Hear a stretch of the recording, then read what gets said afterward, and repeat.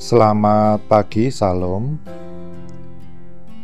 Puji nama Tuhan, pagi ini diperjumpakan kembali dalam renungan pagi klasis Tulang Bawang dan klasis Tulang Bawang Barat.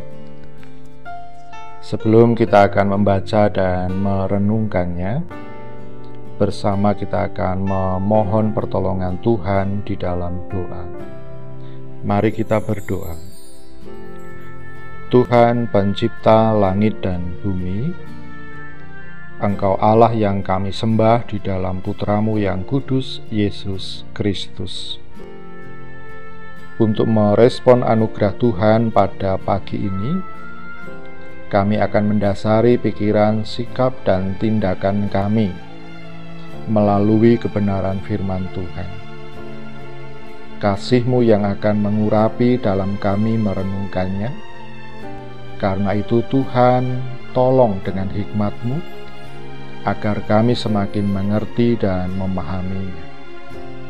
Dalam nama Yesus, firman-Mu kami sambut. Amin.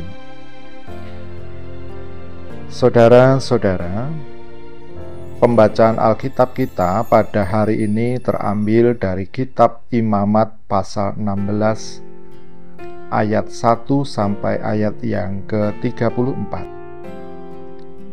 Dengan nats yang akan kita baca, terambil pada ayat ke-1 dan yang kedua berbunyi demikian. Sesudah kedua anak Harun mati, yang terjadi pada waktu mereka mendekat ke hadapan Tuhan, berfirmanlah Tuhan kepada Musa. Firman Tuhan kepadanya, katakanlah kepada Harun kakakmu, supaya ia jangan sembarang waktu masuk ke dalam tempat kudus di belakang tabir. Ke depan tutup pendamaian yang di atas tabut, supaya jangan ia mati, karena aku menampakkan diri dalam awan di atas tutup pendamaian. Amin. Demikian pembacaan firman hari ini. Yang berbahagia adalah kita semua yang senantiasa mendengarkannya dan terlebih melakukannya. Saudara-saudara yang dikasihi oleh Tuhan kita Yesus Kristus, setiap kita di segala tempat dan waktu merindukan yang namanya perdamaian. Perdamaian adalah keadaan berhentinya sebuah perselisihan yang menyebabkan terwujudnya keadaan tentram dan tenang. Namun dalam kenyataannya, seringkali perdamaian hanya menjadi harapan belaka, jauh dari angan-angan kita. Sejarah diisi oleh konflik dan permusuhan yang akhirnya membuyarkan harapan kita untuk menciptakan sebuah perdamaian. Lantas, bagaimana kita menghayati hidup dalam damai menurut ajaran Alkitab? Sebagai orang Kristen yang mendambakan kedamaian, kita dapat belajar dari bacaan kita hari ini. Saudara-saudara, dari perikop kita ini dapat melihat bagaimana Tuhan menampakkan diri kepada umat Israel melalui hari raya perdamaian.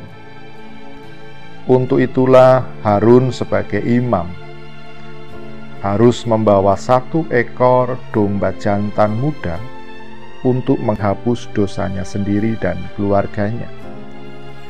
Selain 1 ekor domba jantan muda, korban bakaran, umat Israel pada waktu hari perdamaian itu wajib menyiapkan 2 ekor domba jantan untuk korban penebusan dan 1-nya lagi untuk korban bakaran. Salah satu dari kambing jantan yang kena undi harus dilepaskan ke padang belantara, sementara 1 lagi harus disembelih. Melalui upacara korban tersebut, Tuhan yang penuh kasih karunia memberi dirinya dikenali. Ia memperkenalkan dirinya sebagai Tuhan yang menginisiasi perdamaian. Selanjutnya, melalui acara itu, Tuhan juga memulihkan umat dari dosa-dosanya. Makna perdamaian adalah ketika Tuhan dan umat dihubungkan kembali, sehingga umat semakin berkenan mendekat kepadanya. Saudara-saudara yang dikasihi Tuhan, sebagai orang beriman, kita percaya bahwa Yesus Kristus itu adalah korban yang sempurna, yang mendamaikan Tuhan Bapanya dengan segala ciptaannya.